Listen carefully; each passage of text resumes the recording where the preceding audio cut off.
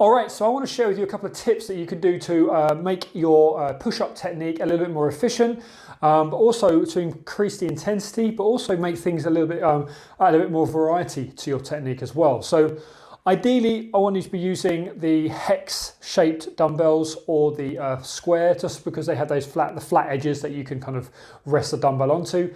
You can use alternatives, but these are a great setup.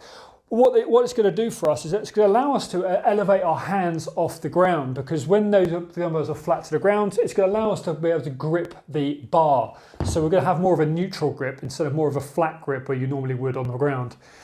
You can get different variations of this kind of parallel setup. I've got some large parallels here, you can get smaller versions. But essentially what it's going to allow us to do is going to take away that kind of flexion extension, and it's going to allow us to kind of almost, allow us to kind of press in a different way through the upper body. It's also going to allow us to increase the range of motion, because because we're elevated off the ground, it's going to allow us to drop deeper into the repetition.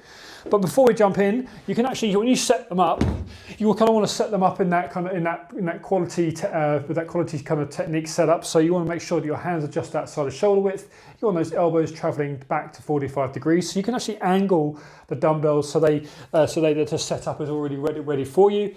Bringing yourself up to that push-up position.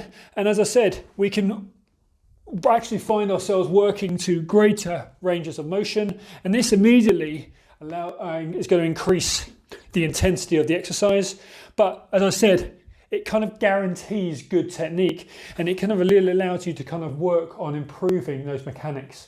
But as I said, just a really nice way of kind of just bringing a simple piece of equipment that you've already got at home into the mix, just to kind of increase the intensity of the movement, bring in a bit of variety, and as I said, that's all going to help with your progression.